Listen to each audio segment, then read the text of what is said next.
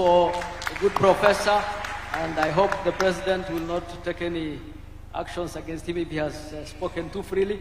Let me go to the auditor. Our old constitution had the controller and auditor. Yours is now the auditor. Many Kenyans are happy with the reports you produce, and many Kenyans have a positive view generally about the auditor's office. What is it about the constitution that has helped your office come into being and exercise those powers to the point where many are happy with what you do? Thank you very much, Moderator, Your Excellency. Again, I join my colleagues here in recognizing the importance of this day. It heralds a new era that moving forward, hopefully, we shall put the Constitution at the front of all decisions and actions that we take as government.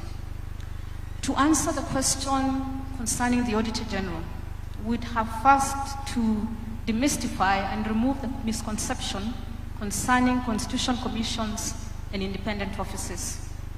Most of the time we hear people referring to the CCIOs, as we call them, as competitors to the governance structures already established, or as a fourth arm of government.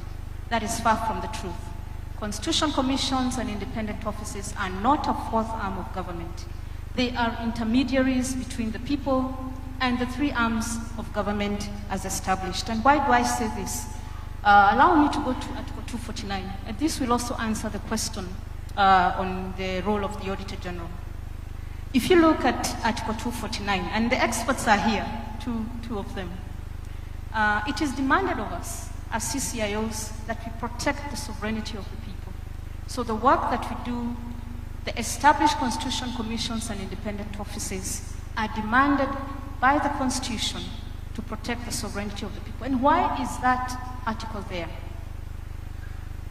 It means the Constitution contemplates that the sovereignty or the sovereign power of the people as guaranteed by the Constitution may not always be safe or may not always be observed when the people delegate such power to the three arms of government who are ideally supposed to be independent of each other, whether at the national or at the sub-national level. And as CCIOs, we are tasked to protect that sovereignty through our various mandates, including the audit of how public finance is being applied in the actions, in the activities, in the policies, in delivery of services, and also in sustainable development, and report on this. But of course, the Constitution also contemplates that there will be action taken on this. We are also required to secure the observance by all state organs, and all state organs includes the constitutional commissions and independent offices on the democratic values and principles. And that means we recognize that as a democracy, the ultimate power rests with the people, and hence the constitutional requirement under the various articles for the participation of the people in the decisions and actions that affect their lives and their livelihoods. And the decisions and actions that affect the people's lives and livelihoods utilize public resources, whether in form of funds or whether in form of our other wealth within the country. So the Constitution did not envisage the breach of this requirement or tokenism or superficial gestures or symbolic action on public participation. And the judiciary has pronounced itself on this. And we can challenge Parliament, and the Speaker is here, that we need a law and we need regulations on public participation. Point of reference. So, with regard to the work that I do as the Office of the Auditor General, we follow the money that Parliament appropriates, because the money is appropriated by Parliament, the money is oversighted by Parliament, and Parliament reports back to the citizens on how the funds that they have appropriated has been utilized for the benefits of those they represent. So the Office of the Auditor General is established as an arm of Parliament or as an independent oversighter that links directly to the people on how their resources have been utilized. So it is not an easy job because when you follow the money, and sometimes decisions are made that require or that are informed by leadership, that people require certain services or we require certain development projects or programs, and the people have not been consulted, then I have to come up and say, hey, wait, Article 249 requires that I report on the sovereignty and the public participation of the people. We have seen some improvements in terms of implementation of audit recommendations with the discussions with the head of public service on how issues should be addressed within the various state departments and within the various state-owned enterprises, and of course drill down to the sub-national level. We have seen more interest in what issues are being raised, what risks are there, what internal controls need to be established, so that at the end of the day, there is meaningful development and there is quality and sustainable service delivery. Thank you. Thank you. And please give her.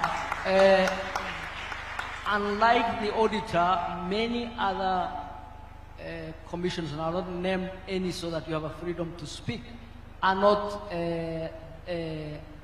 don't have the same views as far as the Kenyans are concerned. There are many, each of those Chapter 15 organizations was set up specifically because of a particular challenge that the Constitution realized needed addressed at the constitutional level. Quite a number of those challenges still exist up to this day. Any of the areas would you say then, and there was a lot of hope that the constitutional commissions would really be a major answer to our constitutional problems, to our governance problems. Would you say that many of these commissions, okay, probably you will not say, but let me say that many of those commissions probably have not met that threshold. What is the challenge that faces many of the commissions so that the executive feels they are stepping on the executive's toes, the people have not seen the benefits of those commissions? Are they too many? Did we not design them well? Why do you think the commissions have not performed as well as hoped? Thank you. We have to go back to what I said earlier, the perception that constitutional commissions and independent offices are competitors with established governance structures, especially within the executive. We have a lot of overlapping mandates where you find the executive state departments do not want to let go of functions that purely belong to a constitutional commission and independent office. And therein lies the problem, that the funding that should go to a constitutional commission to carry out its mandate continuously and effectively is first of all not there. And then there are perennial disagreements between particular state departments or other agencies on the role and mandate of constitutional commissions and independent offices. However, there have been a lot of successes. And we've seen, and unfortunately, sometimes other agencies take credit. If you look at some of the work that's done, for example, by the National Land Commission, you'll find that when it comes to discussions in public, it is the Ministry of Lands that will be at the forefront. My good friend Alice is looking at me.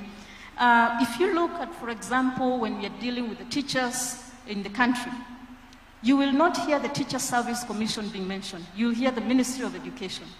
But the boardroom discussions and the decisions made to ensure we streamline education is under the Teacher Service Commission, including many others. You look at the Controller of Budget, and I think you asked why now Controller of Budget and Auditor General. It was part of ensuring there was independence. We had a Controller of Budget department within the Office of the Auditor General, because I am from those days, and it used to do purely the work that the Controller currently does, but not as in-depth as now required of her by the Constitution. And then we'd go back later and audit, and there would be question, why are we auditing and raising an audit query, and we approved the funds in the first place?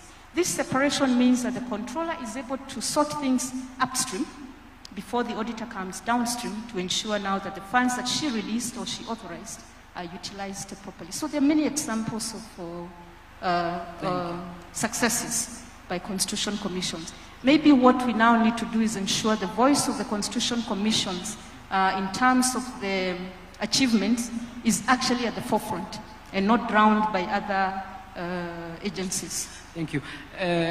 Your Excellency, Governor, there is no doubt that majority of Kenyans view devolution as the most successful new addition that the Katiba 2010 delivered. Many have, in fact, many call it the heart of the Constitution. What do you believe devolution has delivered for the people to